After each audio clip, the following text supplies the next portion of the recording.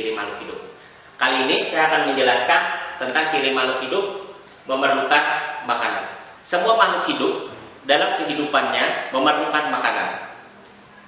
Ciri memerlukan makanan ini jelas membedakannya dari benda tak hidup atau makhluk hidup yang telah mati. Makanan yang diperlukan oleh makhluk hidup itu sebenarnya digunakan untuk kebutuhan energinya. Energi ini digunakan untuk beragam aktivitas yang dilakukan oleh makhluk hidup itu dalam kehidupannya.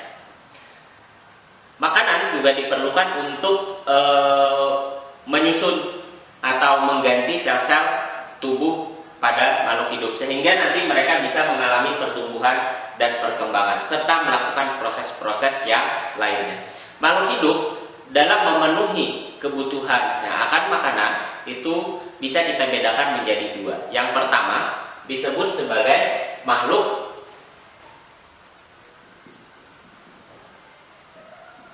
autotrof. Makhluk autotrof itu artinya makhluk yang bisa menghasilkan makanan sendiri atau membuat makanan sendiri. Ini hanya bisa dilakukan oleh makhluk hidup yang memiliki klorofil, di mana mereka melakukan fotosintesis. Jadi makhluk hidup yang bersifat sebagai autotrof itu adalah tumbuhan-tumbuhan yang berwarna hijau.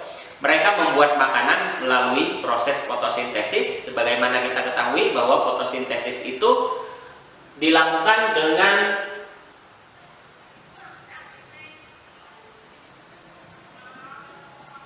reaksi fotosintesis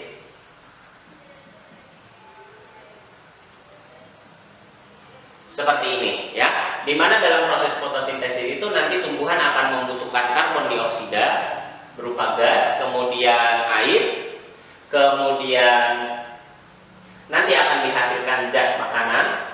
Ini adalah zat makanan yang dihasilkan oleh tumbuhan, kemudian gas oksigen. Dalam proses fotosintesis, foto itu bermakna sebagai cahaya.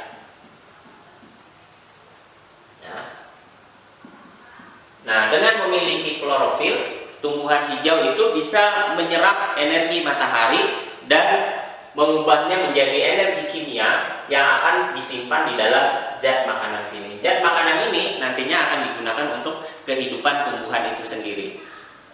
Makhluk hidup yang lain berdasarkan kebutuhan, cara dia memenuhi kebutuhannya terhadap makanan adalah makhluk yang disebut sebagai heterotrof.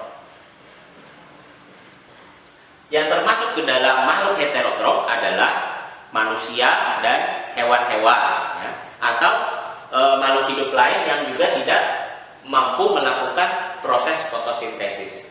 Makanan nanti akan diperoleh dari tumbuhan atau makhluk hidup lain yang sebelumnya memperoleh makanan juga dari tumbuhan. Misalnya kita bisa lihat sapi. Sapi itu memperoleh makanan dari rumput. Nah, rumput itu memiliki zat makanan yang terkandung di dalam rumput tadi akan digunakan dalam proses kehidupan oleh si sapi. Manusia misalnya, manusia ketika memerlukan makanan, dia bisa mendapatkan makanan dari padi. Padi adalah tumbuhan yang juga mengandung zat makanan. Kemudian misalnya manusia bisa makan daging sapi. Nah, di daging sapi itu terdapat zat makanan yang sebelumnya diambil dari makanan yang dia makan, yaitu rumput. Jadi pada prinsipnya sekali lagi ada dua macam makhluk hidup berdasarkan sumber bagaimana dia memenuhi kebutuhan akan makanannya. Yang pertama adalah makhluk autotrof, yang kedua adalah makhluk heterotrof. Demikian, sampai jumpa lagi pada video berikutnya.